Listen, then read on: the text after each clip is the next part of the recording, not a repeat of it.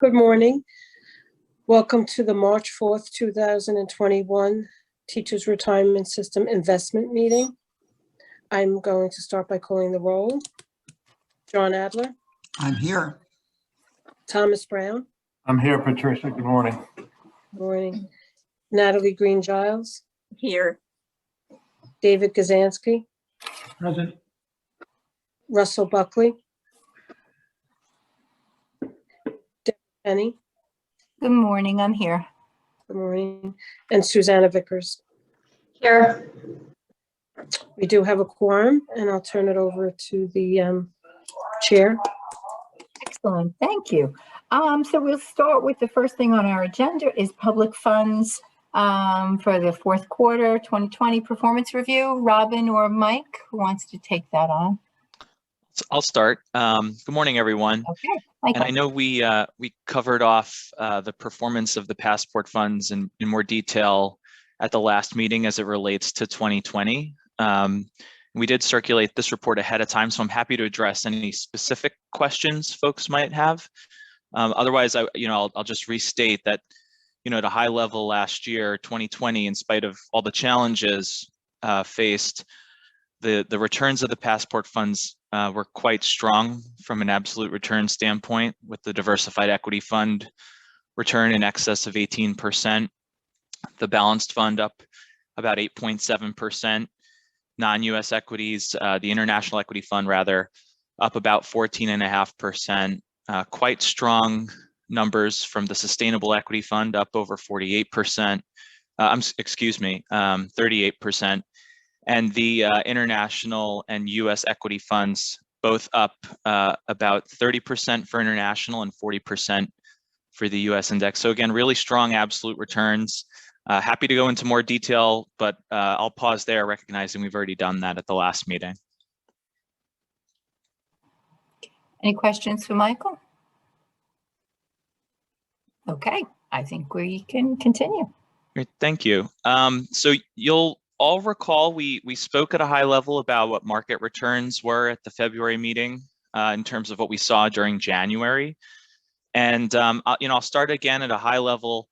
The US as a whole in January was down about 44 basis points, so not a lot in the way of notable returns here in the US. The EFI index was down about 100 basis points, so all the developed countries outside the US down about 1%. Emerging markets stood out during January as a pretty good place to be as an investor, up 300 basis points. And what we saw during January as well with respect to fixed income markets, started to see a modest increase in interest rates, and that certainly picked up since the end of January. So we'll talk a little bit more about that as we get into February. But as you can see on the performance report for February, the funds pretty much followed suit with what we saw with respect to market return. The diversified equity fund was roughly flat for the month, very slightly positive, up about 3 basis points for January, nothing to write home about. On a relative basis, that was good enough to outpace both the hybrid benchmark, which was down about 0.25%, and the Russell 3000 down about 0.5%. What really supported the returns of the diversified equity fund, you can see below that the defensive composite, the active composite for US equity strategies, and the international equity composite all put together positive returns and positive relative results for the month of January. So a good start to the year from that standpoint. The balanced fund had a modestly negative return, negative 13 basis points in line with its benchmark. The international equity fund up about 13 basis points ahead of its benchmark. The sustainable equity fund got out of the gate a little bit slow this year, down about 2%, lagging its benchmark for January. Just quickly year to date, that they've recovered some of those relative results through February, so that was good to see. The US equity index fund was down about 50 basis points, and the international equity fund down about 0.25%. So I'll pause there and see if there's any questions on the results for the passport funds in January. Questions for Mike? January passport funds? You must be doing an awesome job, Mike. No Okay, questions, I'll push forward to February, and there's maybe a little bit more to talk about. We I think spoke in February about the expectations for continued monetary and fiscal stimulus in the U.S. and the expectation of above average global growth, increasing inflation. That's all playing into what we saw happen in February. In some respects, February was an interesting month because how the month started was not necessarily how the month ended. I think I said the same thing about February 2020 for unfortunate reasons. But for the month as a whole, you can see the U.S. equity market was up about 3%, developed markets up about 2.2%, and emerging markets up about 75 basis points. So sort of the performance dynamic between developed markets and EM markets flipped from what we saw in January. What was really interesting was what we had happen in the last week of February. So we saw a pretty sharp rise in Treasury yields on the long end in the last week of February. The 10-year rose quite a bit to almost, actually it just passed 1.5% during the last week of February. And you'll recall we started the year at just below 1%. So a pretty notable rate rise or yield move, if you will. That move in the last month of February spooked equity markets. And still ended up as a pretty strong month. Equity markets did take a pretty notable sell-off during the last week of February. Actually, the Russell 1000 Growth Index alone was down 5% in the last week of February. So that was something that certainly stood out. And in general, and I think this is a good thing, we're starting to see more dispersion, if you will, among stocks, which hopefully, given everything we talk about with respect to active management, hopefully that's a good environment for active managers to pick stocks.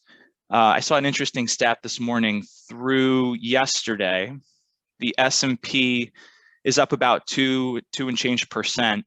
You'll recall the S&P index is capitalization weighted. So the biggest stocks have the biggest weight in the index.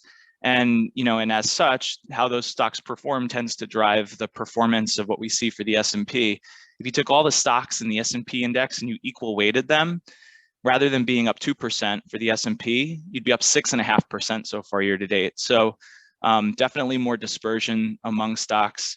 And we'll see what that means as we continue looking at active manager returns so far. But so far this year, active management is contributing to the fund's performance. So happy to report that. I'll pause there and see if there's any questions.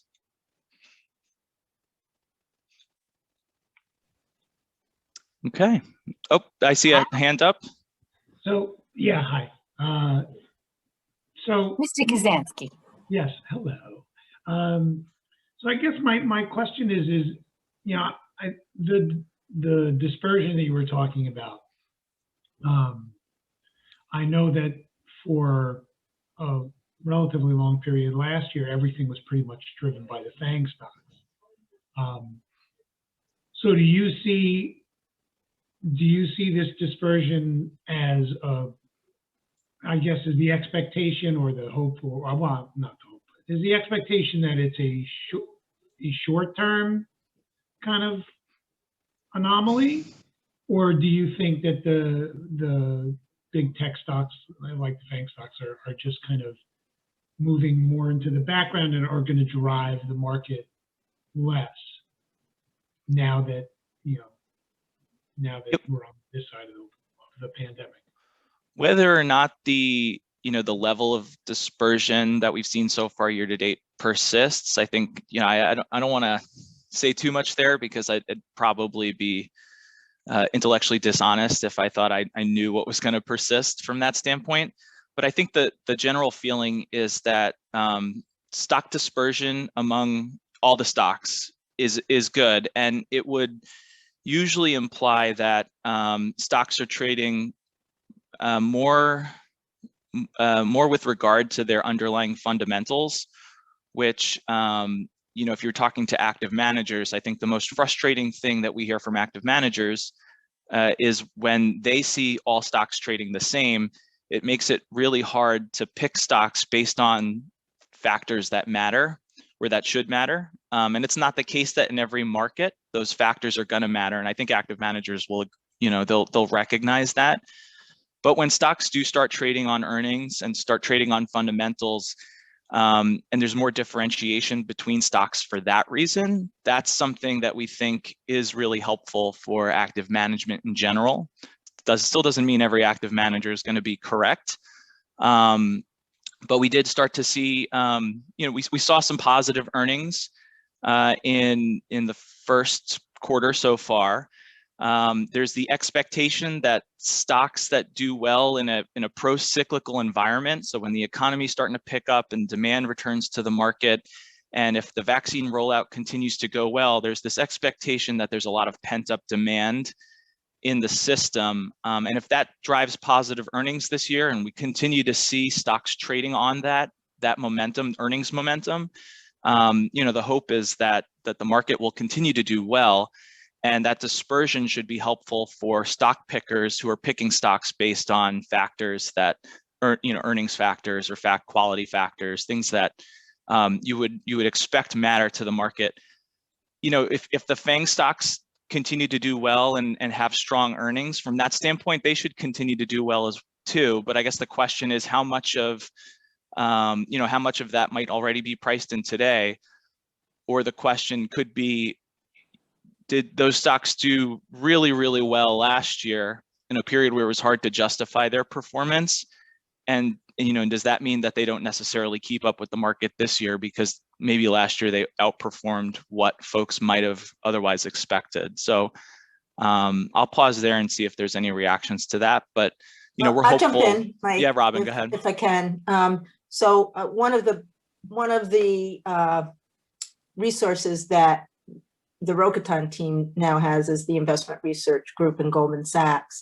And so I can share with you some of their thoughts, because now Mike and I have the opportunity to listen to those calls and meet with those folks, not from a perspective of us managing portfolios, but just from understanding that team's view on the markets. And there is heightened expectations for smaller cap stocks to do better. And as Mike just referred to, cyclical stocks to do better. And this is all based on a recognition that the FANG stocks have done very, very well. They may continue to do well. They're certainly, they dominate their markets.